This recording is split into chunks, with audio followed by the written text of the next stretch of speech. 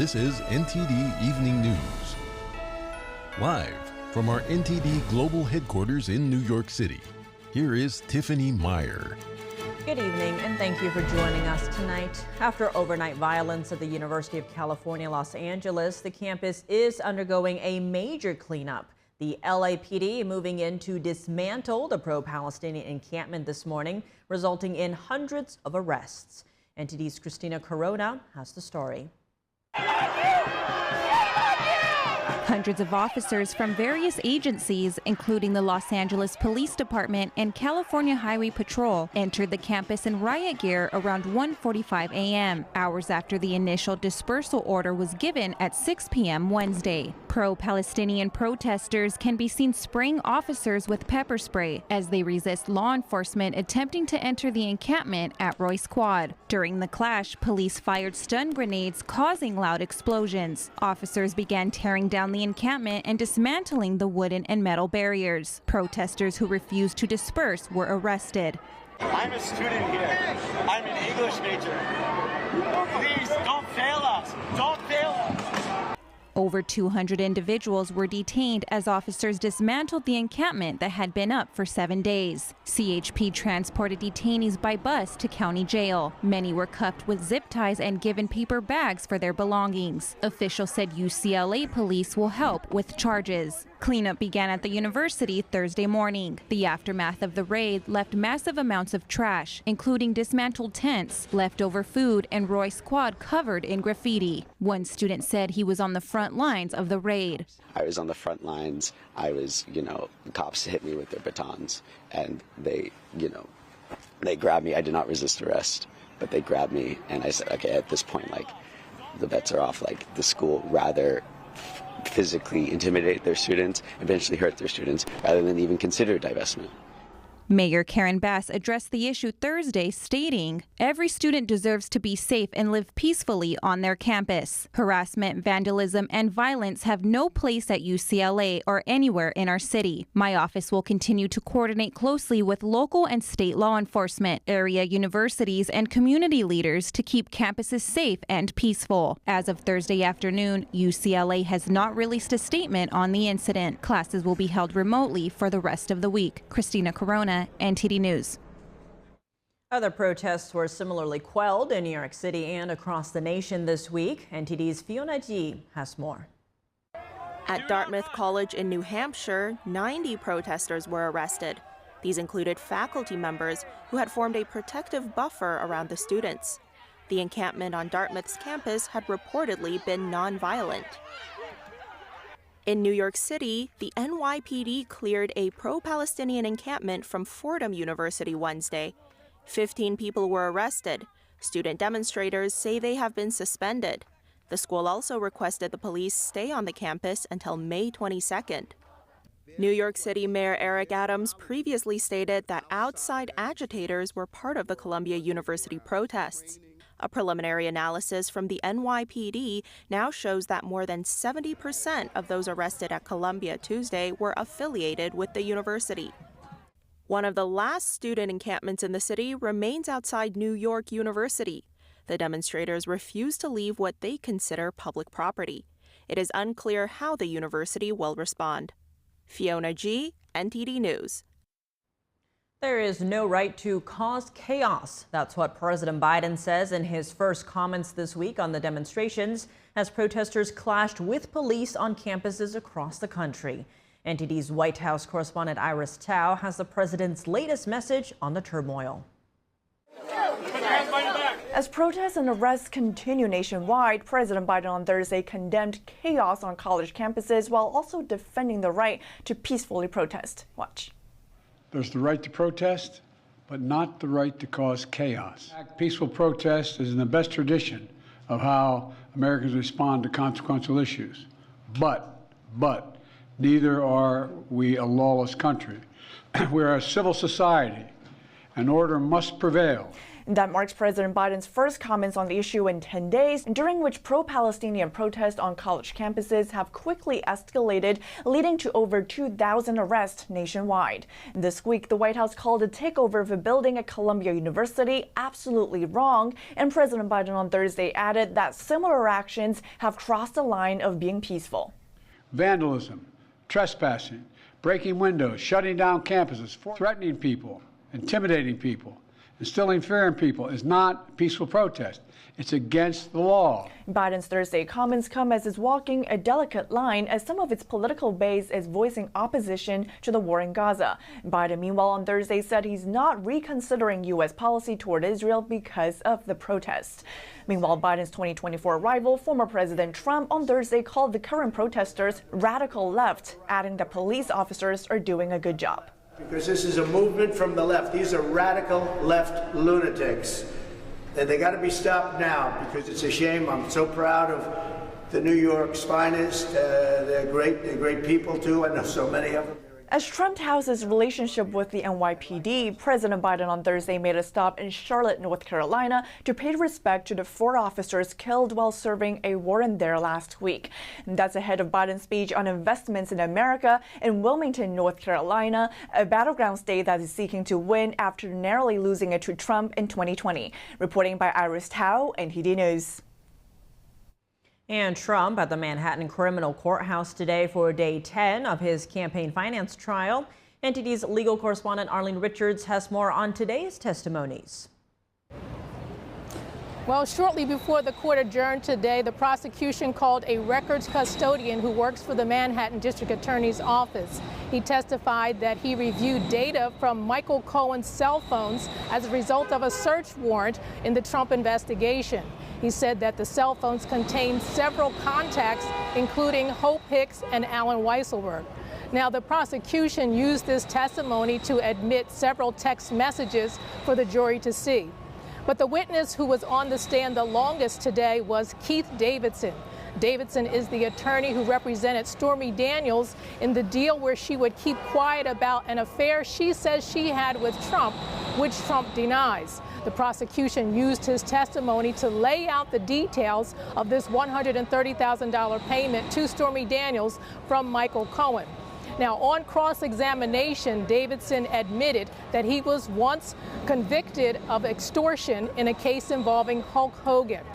Davidson had threatened Hogan that he would release damaging photos and videos if Hogan didn't pay him. And it turns out that he was also involved in several other cases with celebrities where he made millions of dollars, such as Charlie Sheen and Lindsay Lohan. Trump's attorney asked if he got close to the line of extortion with Stormy Daniels, and he denied ever threatening Cohen. Later, Davidson confirmed that he told Cohen if Trump loses the 2016 election, Daniels would lose her leverage. Trump's attorney asked if he recalled saying, "This case is worth zero," and he said yes. Now, the defense showed Davidson portions of a phone call that Davidson had with Cohen, where he said that Cohen told him he never had to refer to Donald Trump or ask for Donald Trump's permission in order to pay the money. And also, he then admitted that Trump never signed the agreement, that he was never in the same room with Trump until Tuesday when he walked into the courtroom. Now, on redirect, the prosecution admitted a transcript from Cohen in which Cohen said that the reason why he made the payment was because he cared about Trump, and that Trump had told him several times that he hated the fact that they did it. Back to you. Republicans and Democrats coming together on Capitol Hill, responding to the rise of anti-Semitism on college campuses and in keeping Mike Johnson as Speaker of the House. Our Washington correspondent Luis Martinez has more details. This week, the House of Representatives passed the Antisemitism Awareness Act with 320 votes in favor and 90 votes against.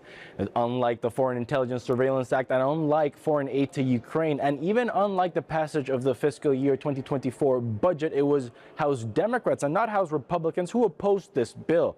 We actually heard this week from House Minority Leader Hakeem Jeffries calling for bipartisan support to confront anti-Semitism. We should be doing everything possible in a serious and sensible way to combat anti-Semitism Earlier this week, House Minority Leader Hakeem Jeffries released a statement saying that House Democrats would support Speaker Mike Johnson in case Representative Marjorie Taylor Greene decided to activate her motion to oust Speaker Johnson.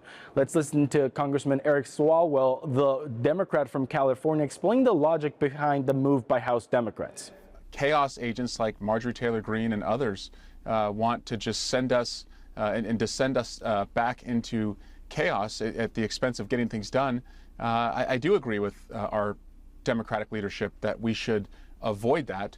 It is important to note that House Minority Leader Hakeem Jeffries made it clear that House Democrats would vote their conscience and that they would only support Speaker Mike Johnson in this specific procedural vote filed by Representative Marjorie Taylor Greene. Let's listen. We've made clear this is a vote of conscience, a procedural vote on a motion to table, but also a vote of conscience. Speaker of the House Mike Johnson decidedly rejected any notion that he had cut a deal with House Democrats in order to maintain his job. I've not requested assistance from anyone. I've not focused on that at all. I focused on getting the job done and getting the legislation passed, and that's what. No, there's no deals at all. No, not at all. So a rare sign of bipartisanship we've seen in Congress this week, with both Democrats and Republicans supporting the Antisemitism Awareness Act and also supporting Speaker Mike Johnson to retain his job. It remains to be seen if this bipartisanship will last throughout the summer. Reporting from Washington, D.C., Luis Eduardo Martinez, NTD News. Family members of hostages held in the Gaza Strip are calling on the Israeli government not to send troops to Rafah. That's where Israel says the final stronghold of Hamas terrorists is. Will the Israeli government heed their calls? NTD's Jason Perry reports.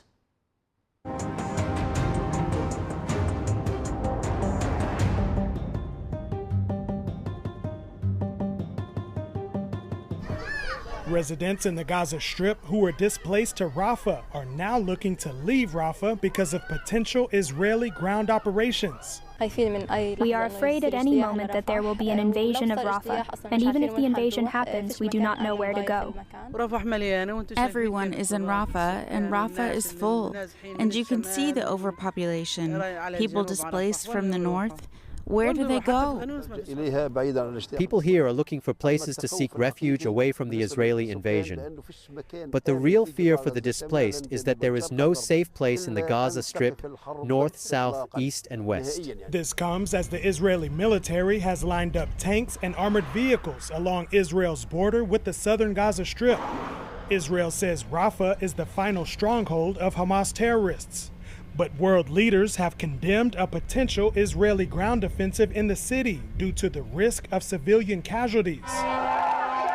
On Thursday, some family members of hostages protested with a banner reading, "Rafah or hostages, choose life." I'm against the entrance to Rafah. We need to stop the war. We need to bring back the hostages home. Enough, it's 7 months already. And on the same day, Israeli Prime Minister Benjamin Netanyahu shared his thoughts on Rafah. We are all committed to achieving victory, and for that, above all, commitment to the mission is needed. We will do what is necessary in order to win and overcome our enemies, including in Rafah, in order to secure our future. Meanwhile, the IDF on Thursday released this video of a terrorist in a military compound in Lebanon before they blew up the entire building. Israel continues to fight battles on multiple fronts, and on Wednesday, Israel's chief of the general staff said Israel is now preparing for an offensive in the north, but did not give further details.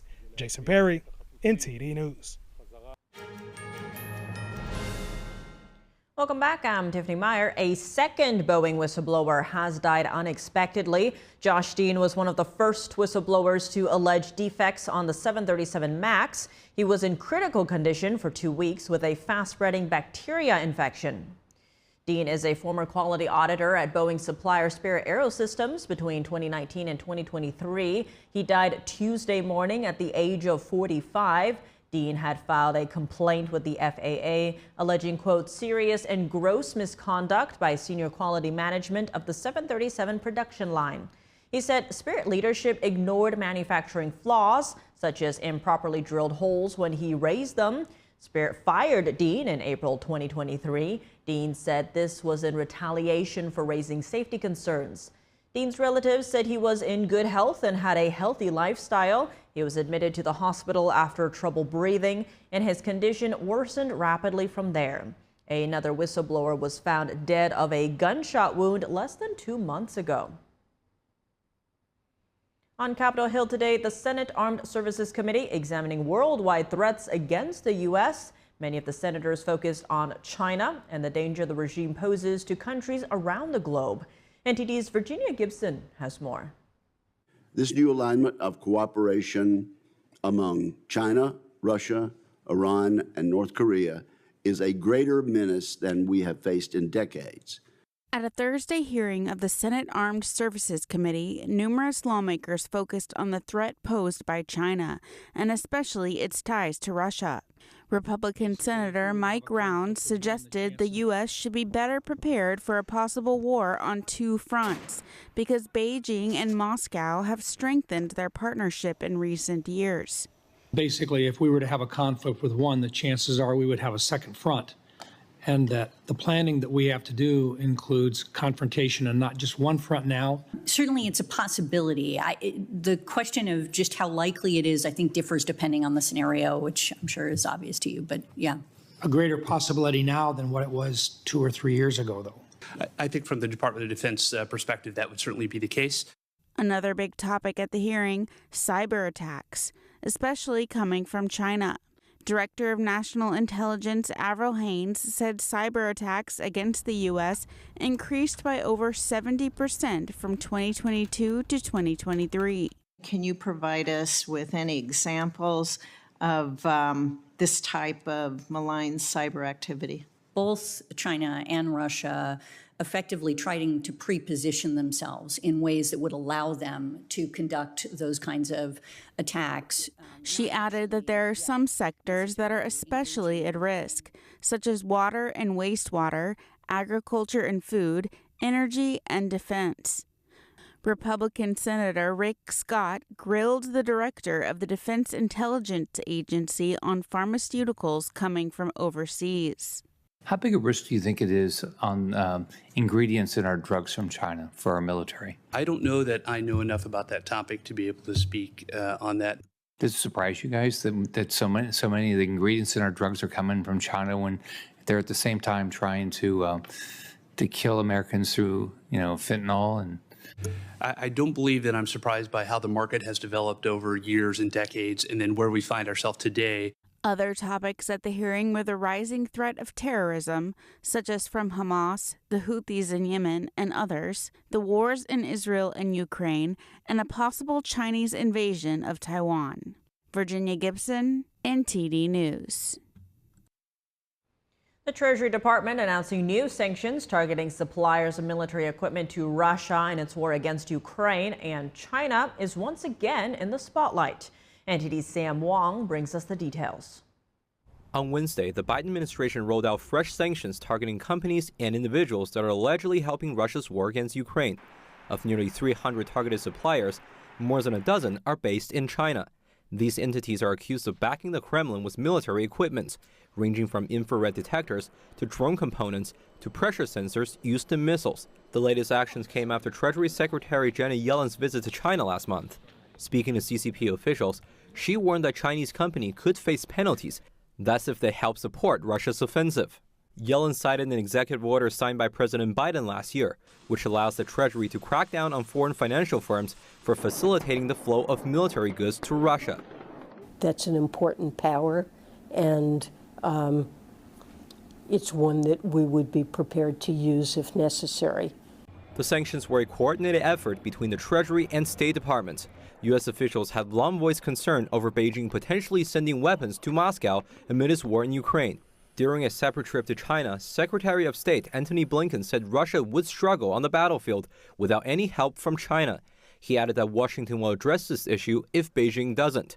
Alongside China, the sanctions also target entities based in countries such as Belgium, Turkey, and the United Arab Emirates. Meanwhile, the State Department announced that China has refused to resume talks with the U.S. on nuclear arms control. According to the Pentagon, China has a total of more than 500 nuclear warheads in its stockpile, and that number is expected to break 1,000 by 2030. Sam Wong, NTD News. Senate Majority Leader Chuck Schumer and other Senate Democrats are calling on President Biden to hike tariffs on China. They explained why in a letter to Biden yesterday. The group of senators says that hiking tariffs would protect American workers and address China's continued actions to undermine U.S. national security. The letter goes on to say, quote, China has continued to cheat, circumvent, and manipulate to artificially strengthen its economy and harm the United States. The letter comes as the Biden administration reviews Section 301 tariffs, first imposed by the Trump administration in 2018. The senators are asking Biden to maintain the same level of tariffs or raise them. The Democratic senators represent Rust Belt states with large populations of factory workers. Some of the senators are in swing states and are considered vulnerable in the November election. Earlier, we spoke with retired Air Force Brigadier General Robert Spalding to further dive into the Chinese Communist regime and global events. General Spalding served as Senior Director for Strategic Planning on the White House National Security Council. General Spalding, thank you so much for joining us. Great to have you back on the show. Thanks. Great to be back. Now, General, Chinese regime head Xi Jinping is traveling to Europe next week for the first time in 5 years. Now, this does come as the EU has been threatening tariffs on cheap Chinese imports like EVs. What makes the EU-China relationship either different or the same as the U.S.-China relationship? Well, I think the Europeans are far more willing to allow the Chinese Communist Party to dictate terms when it comes to trade. You know, the Germans just have a whole bunch of factories and other manufacturing in China, so it's really tied a lot more to the German economy than it is now to the United States. And so that's going to be a problem going forward because the Germans, see that their financial future is tied to China, and that's something that we're going to have to break if there's going to remain an alliance to deal with this new Cold War. Now, in terms of the ongoing Ukraine war, the U.S. unveiled nearly 300 new sanctions yesterday. This is aimed at Russia, including Chinese entities which are, quote, responsible for developing and supplying dual-use aerospace, manufacturing, and technology equipment to entities based in Russia. How big of an impact do you see these new tariffs? Well, the Chinese Communist Party always finds a way to get out from under the tariffs. They've been moving a ton of manufacturing to Mexico. And so a lot of their products are coming through Mexico now tariff-free. So I would expect that they will continue to find loopholes here. I think what we need to do is go further and actually cut off their access to the American dollar through banks. Now, a lot of people think this is, over the top, but in reality, when you look at their influence on our society, it is going to be much better for America when that happens. Shifting gears now to the Middle East conflict, rival Palestinian groups Hamas and Fatah are meeting in Beijing for unity talks. What do you make of Beijing playing this diplomatic role rather than the U.S.? Well, obviously, Beijing has no interest in peace. What they have an interest in sowing, turmoil around the world that the United States has to respond to. You just look at TikTok; it's full of pro-Hamas rhetoric and propaganda, and the same thing is coming out of the Chinese news organs like Global Times. They're all pro-Hamas. So, to say that the Chinese Communist Party is a disinterested party or they can be unbiased is just not looking at facts. Now, moving on to the Pacific, the Solomon Islands just held an election and the pro-China camp won. So this was the same as the previous prime minister's group. Now, the Solomon Islands has raised concerns in the past after the secret deal with Beijing was unveiled, given how close it is to Australia. What do you make of the results of this election and what it means for the U.S.? Well, I mean, for nearly every democracy, it's all being influenced. In my testimony to the Oversight Committee, political warfare is the way that the Chinese Communist Party conducts itself. And so I think we have to be concerned, no matter what the outcome. Anytime that China has any type of relations, whether it be state, local, or federal, with us or any of our partners, we're going to see the ability for them to influence that system and that society. And then furthermore, it goes into business the corporations, the financial institutions, the academic institutions, local politicians with jobs, promises of jobs that don't materialize. So all of these things are a way for them to manipulate the system in their favor. Now, when it comes to Taiwan, the island has reported an increase in Chinese military activity with a second joint combat readiness patrol near the island for the second time in a week.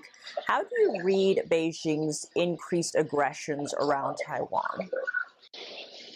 Yeah, they are just continuing to do a lot of the same activity they're also doing in the Philippines. I mean, obviously, they are very aggressive in growing what they believe to be their own territory. And that includes territories that's considered international waters by international law. So they completely don't care. They are expansionist in nature, and this is just evidence of that fact. Now, given all that we covered today from Europe, the Ukraine war, the Middle East conflict, Solomon Islands, Taiwan, how do you read all of this activity by Communist China?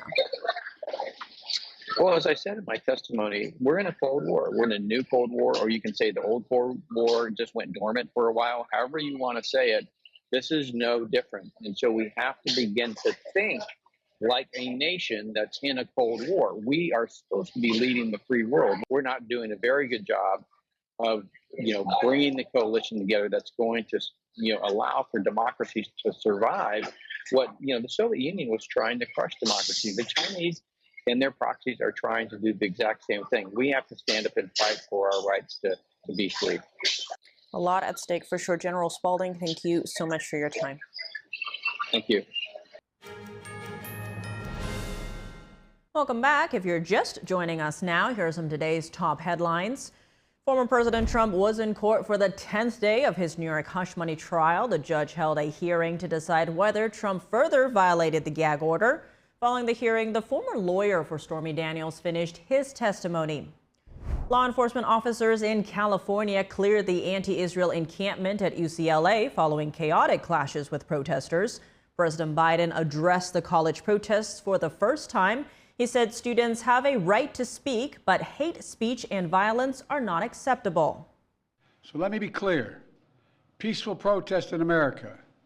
Violent protest is not protected. Peaceful protest is. It's against the law when violence occurs. Destroying property is not a peaceful protest. It's against the law. Democrats and Republicans largely came together to pass the Antisemitism Awareness Act. Only 70 Democrats and 21 Republicans voted against it. Joshua Dean, a whistleblower who worked as a quality auditor for Boeing Supplier Spirit Aerosystems, died from a sudden bacteria infection. He said Spirit leadership ignored manufacturing flaws of the 737 MAX when he raised them. Dean was the second Boeing whistleblower to die in recent months. The Cass Review, a landmark independent review from the UK on gender transition procedures for minors, is still making headlines after its release last month. It concluded that the use of puberty blockers and cross-sex hormones for children is completely unsupported by scientific evidence. Because of the review, Scotland ceased prescribing these drugs to minors. England also halted prescriptions following Cass's earlier interim report. But what about here in the U.S., where gender transition has become a highly politicized issue? Joining me now in studio to discuss is NTD contributor Colin Wright. He's also an evolutionary biologist and the founding editor of Reality's Last Stand. Colin, welcome. Thank you so much for joining us and in person. Oh, thank you so much. It's great being here. Now, as far as you can tell, has the Cass Review had any meaningful impact on the U.S. medical community or policy lawmakers? And if not, why? So there's nothing that's really out in the open right now about policymakers coming forward and changing policy, but there are a tremendous amount of murmurings behind the scenes that we're privy to, where people are gearing up to sort of make more affirmative statements about the state of the evidence. Because the Cass Review gave people finally some good cover to say what we've known for a long time. There's been other reviews that have come out that have shown this, but the Cass Review is just this landmark review that came out in concert with 9 systematic reviews of the evidence that are the pinnacle of evidence for evidence-based medicine. And so this has just really given us all the ammo we need in our arsenal to say we need to put an end to this type of care, at least right now, or put a hold on it because the evidence just isn't quite there So hopefully we'll use the momentum coming from the UK to influence the US. But I mean, as you know, the US is much more politicized on this issue than most other countries. So it's going to be difficult. And just this week, the Kansas State House failed to override the Democratic governor's veto of a bill that would have banned transgender medical procedures and drugs for children. This does follow similar vetoes from other Democratic governors. Why has this issue become so politicized and partisan in the United States? You know, we're kind of partisan and politicized about everything. You know, this has become an issue that has largely been taken up by the LGBT community. Using their sort of the rainbow flag as the symbol for everything that's good in the world. And they had, I would say arguably a good movement of legalizing gay marriage. They had a lot of public support, I think for good reasons. And they've sort of used that momentum. And then as soon as gay marriage was passed, all the funding that was previously shunted into this issue was then shunted into these really niche issues of transgenderism, of the sort of T and the Q part of the LGBTQ. And this has become what it's all about now. So people now see criticizing these bad ideas that have nothing to do with gay marriage anymore, but really just sort of a radical ideology about biology and gender. They see that as an attack, or at least they're trying to portray that as an attack on the gay community, which is sort of the sacrosanct community that you're not allowed to criticize. So it's a kind of a bait and switch what they're doing that's made it really difficult to make progress on this issue. Now, the Biden administration is continuing to strip away protections for biological sex, recently making changes to Title IX that would prohibit any form of discrimination based on gender identity, which could include barring a male student who identified as female from a girls' changing room. The administration this week also wrote out a set of new guidelines stating that employers must honor the preferred pronouns and bathroom choices of employees identifying as transgender. Failing to do so now leaves employers liable for harassment. Now, Colin, as someone who you described yourself as center-left and somewhat of a disaffected liberal, do you think the base of liberal and Democratic voters support this position of biological sex? Absolutely. I mean, so many people in my sphere are afraid to speak out about this thing, but they send me messages, I hear from them, they understand that biology is real. The reason we have sex-segregated spaces, changing rooms, intimate spaces, sports, prisons, etc., is because of the sex differences we have. We're a sexually dimorphic species, as we call it. We have different types of behaviors.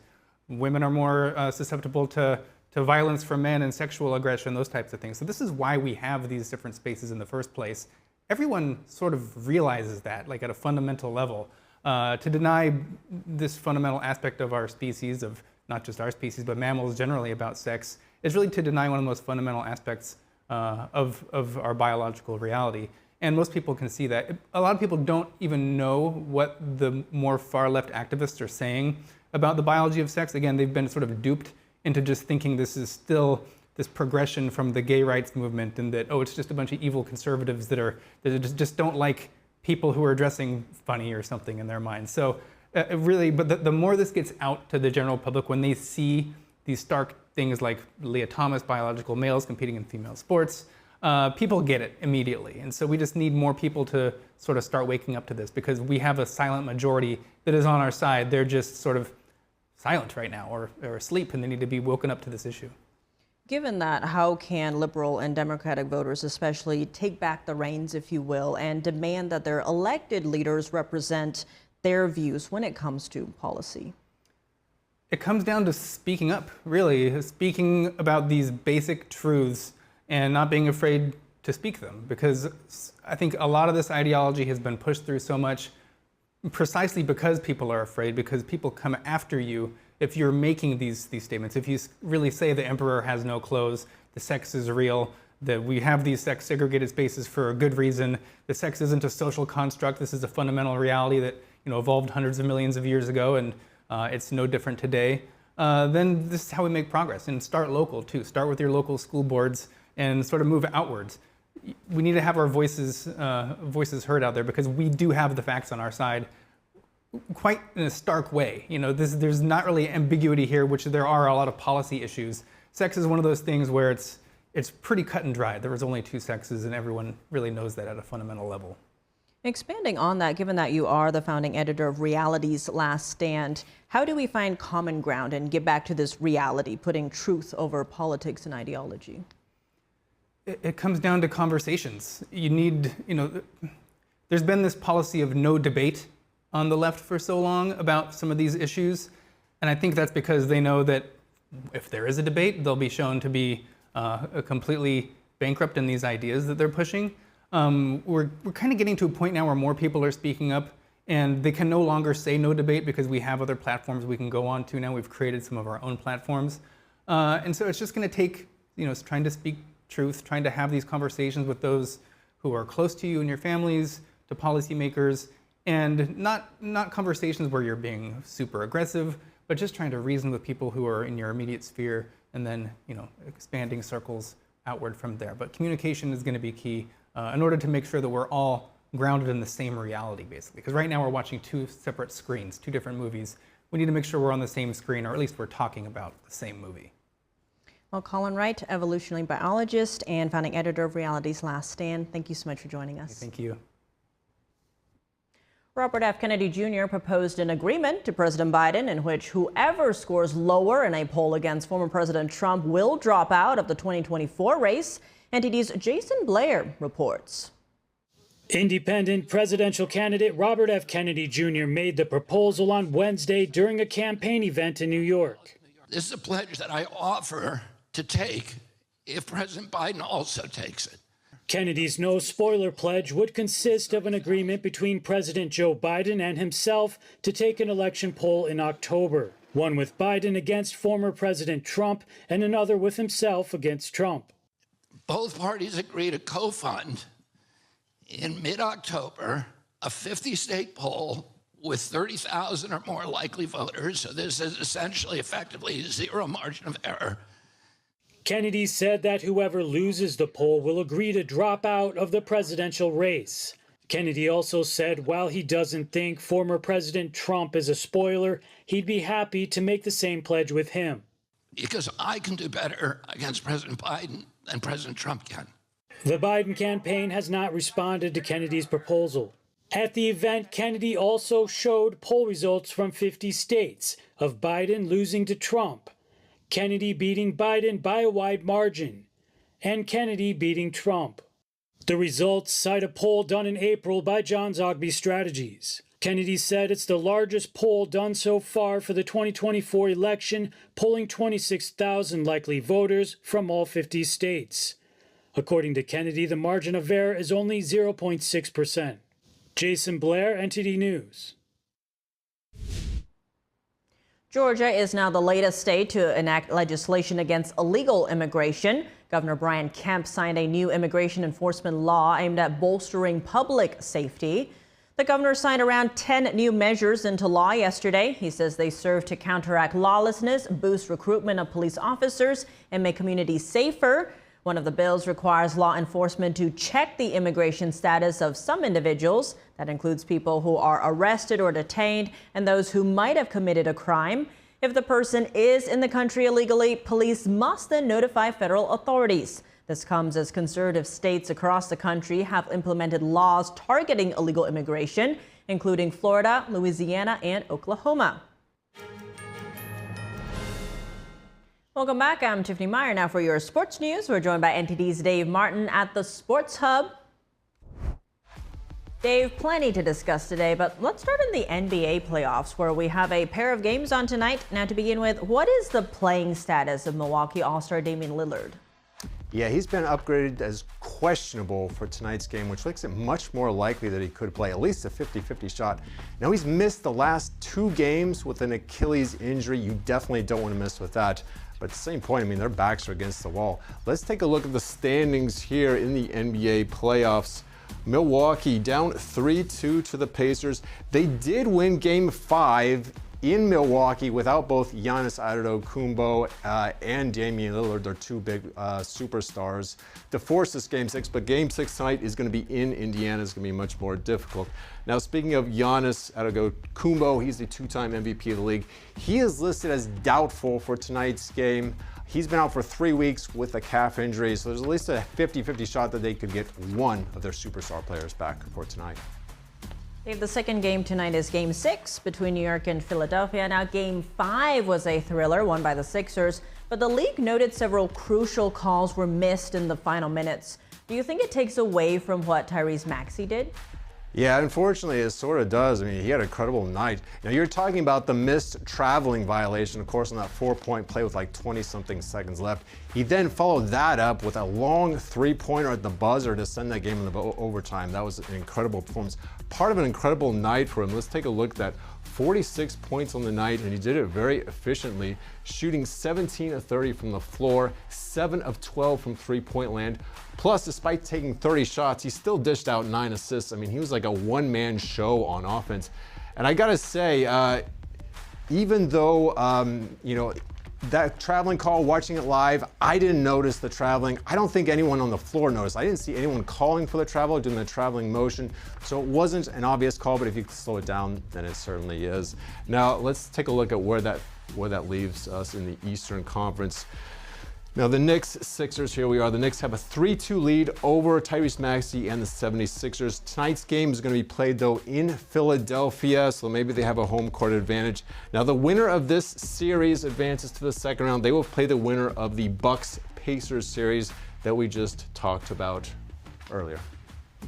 Shifting gears to the NHL, we have one playoff game on tonight, Game 6 between Toronto and Boston as the Bruins lead 3-2. What is the playing status of Toronto's Austin Matthews? Yeah, he's out with what's being called a lingering illness. You know, head coach Sheldon Keefe said it was a doctor's decision. Now, he already missed the previous game, Game 5, and the final period of Game 4 with this. And this is a big loss for Toronto's. Austin Matthews led the NHL with 69 goals scored this season. Nobody else even had 60. That's the most in the league since 1996 when Mario Lemieux also had 69 goals. And they're definitely struggling without him. Let's take a look at the playoff picture here. The Eastern Conference, this is the only series that is yet to be decided. Now, the Maple Leafs here, Matthews' team, they are down 3-2, so they can't afford any more losses. They've only scored 9 goals in the 5 games thus far, so they're definitely struggling. I mean, not only does he score, he draws a lot of attention as well. In any case, whoever wins this series will advance to the second round to play the Florida Panthers. And Dave, moving to golf news, Tiger Woods will accept a special exemption to play in the U.S. Open this June. What are the expectations for him after his last place performance among those who made the cut at the Masters? Yeah, I mean, not very high, probably. I mean, it should be said that Tiger finishing 4 rounds of a major is another step for him in his recovery from that horrific car accident he suffered 3 years ago. And like you said, he did make the cut at the Masters, which is another major step. But then his weekend performance was well below what we're used to seeing from him. And his total score of 304, that was his worst performance in a 72-hole event as a pro. But up next for him is actually going to be the PGA Championship this May, which starts in about 2 weeks. Now, Woods has said he'd like to do 1 event per month, which puts him on pace also due to the Open Championship in July. So that will be 4 majors in 4 months. So I think by July, we'll have a very good idea of where his game is at. Well, Dave, as always, thanks for joining us. Thank you, Tiff. To round-the-clock coverage, visit us at ntd.com or download our NTD app. Thanks for tuning in. I'm Tiffany Meyer. Good night.